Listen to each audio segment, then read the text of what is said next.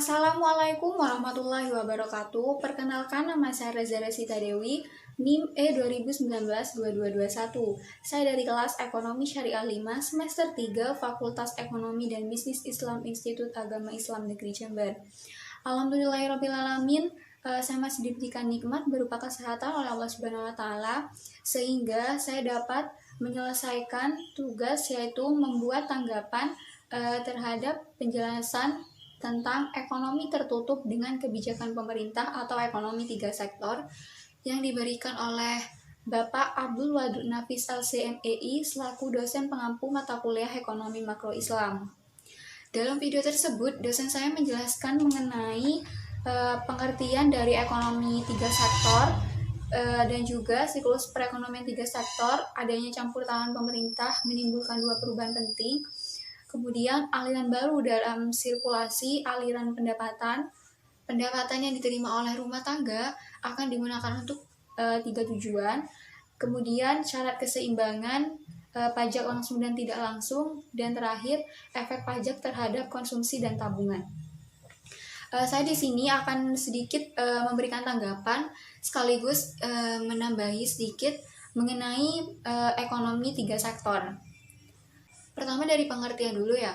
Ekonomi 3 sektor itu merupakan perekonomian yang terdiri dari 3 sektor utama. Yang pertama itu rumah tangga, yang kedua itu perusahaan, dan yang ketiga itu pemerintah. Nah, dalam ekonomi 3 sektor, kegiatan perdagangan luar negeri seperti ekspor dan juga impor masih diabaikan. Oleh karena itu, perekonomian 3 sektor dinamakan dengan perekonomian tertutup. Dalam ekonomi 3 sektor itu kan ada campur tangan dari pemerintah. Nah, campur tangan pemerintah dalam perekonomian 3 sektor ini menimbulkan 3 jenis aliran baru. Yang pertama yaitu pembayaran pajak oleh rumah tangga dan perusahaan yang menimbulkan pendapatan kepada pihak pemerintah atau sumber pendapatan utama. Dan yang kedua itu pengeluaran dari sektor pemerintah ke sektor perusahaan yang menggambarkan nilai pengeluaran pemerintah atas barang dan jasa yang diproduksi oleh sektor perusahaan. Dan jenis aliran yang ketiga itu aliran pendapatan dari sektor pemerintah ke sektor rumah tangga itu sebagai akibat dari pembayaran atas konsumsi faktor-faktor produksi yang dimiliki sektor rumah tangga oleh pemerintah. Nah, pembayaran oleh sektor perusahaan itu dapat dibedakan menjadi 2 jenis. Yang pertama itu pembayaran kepada sektor rumah tangga sebagai pendapatan kepada faktor-faktor produksi. Dan yang kedua itu pembayaran pajak pendapatan perusahaan kepada pemerintah. Kemudian pembayaran yang diterima oleh rumah tangga itu berasal dari 2 sumber. Yang pertama itu dari pembayaran gaji, upah, sewa, bunga, dan utang oleh perusahaan. Dan yang kedua itu dari pembayaran gaji dan upah oleh pemerintah. Hal ini menunjukkan bahwasannya pendapatan yang diterima oleh sektor rumah tangga akan digunakan untuk 3 tujuan. Yang pertama itu untuk membiayai konsumsi yang diberi lambang C, dan yang kedua itu untuk ditabung yang diberi lambang S, dan yang ketiga itu untuk membayar pajak yang diberi lambang T. Dalam ekonomi tertutup, dengan kebijakan pemerintah atau ekonomi 3 sektor, itu di dalamnya ada subbab yang membahas tentang syarat keseimbangan. Nah, dalam perekonomian yang tidak melakukan perdagangan luar negeri, seperti halnya ekonomi 3 sektor, penawaran agregat adalah sama dengan pendapatan nasionalnya yang diberi lambang Y, yaitu sama dengan nilai barang dan juga jasa yang diproduksikan dalam perekonomian dalam suatu periode tertentu.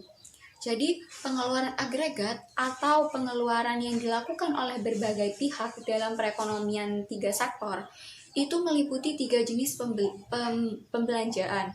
Yang pertama itu konsumsi rumah tangga yang diberi lambang C.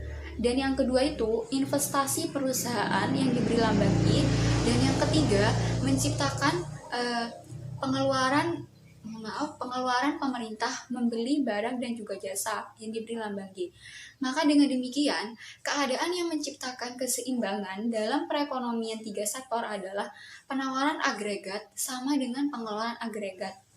Dengan demikian, pada keseimbangan pendapatan nasional berlaku kesamaan, yaitu C ditambah I ditambah G sama dengan C ditambah S ditambah T. Nah, apabila C itu dikurangi dari setiap ruas, maka persamaannya itu I ditambah G sama dengan S ditambah T. Nah, dalam perekonomian 3 sektor, I dan G itu merupakan suntikan ke dalam sirkulasi aliran pendapatan. Sedangkan S dan juga T itu merupakan kebocoran. Dalam ekonomi 3 sektor itu kan ada sektor pemerintah. Tentu dalam pemerintah itu ada pengeluaran pajak. Nah, saya di sini akan sedikit menambahi mengenai jenis-jenis pajak yang ada di ekonomi 3 sektor. Dalam video Bapak Wadud dijelaskan bahwasanya jenis-jenis pajak itu ada 2. Yang pertama itu ada pajak langsung dan ada pajak tidak langsung. Saya di sini akan menambahi yang saya dapat dari sumber makalah ekonomi makro tahun 2018 pada halaman 8, bahwasanya jenis-jenis pajak itu ada 4. Yang pertama itu jenis pajak langsung, yang kedua itu pajak tidak langsung, dan yang ketiga itu pajak objektif, dan yang keempat itu pajak subjektif. Nah, pajak langsung itu merupakan jenis pungutan pemerintah yang secara langsung dikumpulkan dari pihak yang wajib membayar pajak. Dan yang kedua itu pajak tidak langsung. Pajak tidak langsung itu merupakan pajak yang bebannya dapat dipindah-pindahkan kepada pihak lain. Salah satu jenis pajak tidak langsung itu contohnya itu pajak impor. Nah, biasanya pajak tidak langsung ini yang akan menanggung beban itu pajak kepada para konsumennya. Jadi yang menanggung beban pajak tidak langsung ini konsumen. Kemudian jenis pajak yang ketiga itu ada pajak objektif. Nah, pajak objektif itu apa sih pajak objektif? Pajak objektif itu merupakan pajak yang dikenakan berdasarkan aktivitas ekonomi para wajib pajak. Misalnya itu PPN ya. PPN itu pajak pertambahan nilai. Nah, pajak pertambahan nilai itu dikenakan kepada mereka yang membeli barang dan jasa yang dikenakan pajak. Dan yang terakhir itu ada pajak subjektif. Nah, apa pajak subjektif? Pajak subjektif itu merupakan pajak yang dipungut dengan melihat kemampuan wajib pajak. Misalnya pendapatan.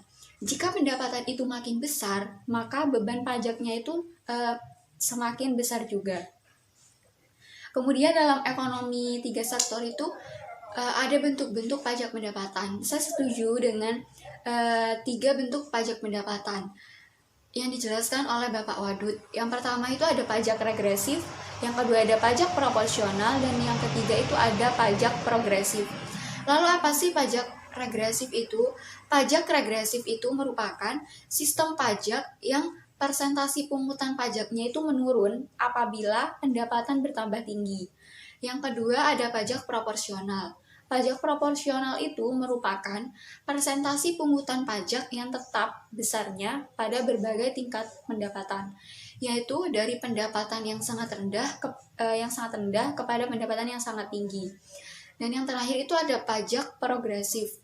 Apa itu pajak progresif? Pajak progresif itu merupakan sistem pajak yang persentasinya bertambah apabila pendapatan itu semakin meningkat. Lalu apa sih efek pajak terhadap konsumsi dan tabungan itu? Karena dalam ekonomi 3 sektor itu kan terdapat sektor rumah tangga. Jadi kan otomatis sektor rumah tangga itu akan mengkonsumsi barang dan juga akan menabung. Lalu apa efek pajak terhadap konsumsi dan tabungan? Pengaruh pajak terhadap konsumsi dan tabungan dalam perekonomian 3 sektor itu ada 2. Yang pertama itu pengaruh pajak tetap, yaitu jumlahnya sama pada berbagai tingkat pendapatan nasional atas pengeluaran konsumsi dan juga tabungan. Yang kedua, pengaruh pajak proporsional atas pengeluaran konsumsi dan juga tabungan. Nah, setiap pemungutan pajak akan mengurangi pendapatan disposable sebanyak pajak yang dipungut tersebut. Terdapat persamaannya, yaitu YD sama dengan Y min T. YD itu merupakan pendapatan disposable dan T itu merupakan pajak. Demikian yang dapat saya berikan tanggapan atau sedikit menambahi mengenai ekonomi tertutup dengan kebijakan pemerintah atau ekonomi 3 sektor. Mohon maaf apabila ada salah kata dan kekurangannya. Akhirul kalam, subhanakallahumma wa bihamdika asyhadu an la ilaha illa anta astaghfiruka wa atubu ilaik. Wallahul muwaffiq ila aqwamit thoriq. Wassalamualaikum warahmatullahi wabarakatuh.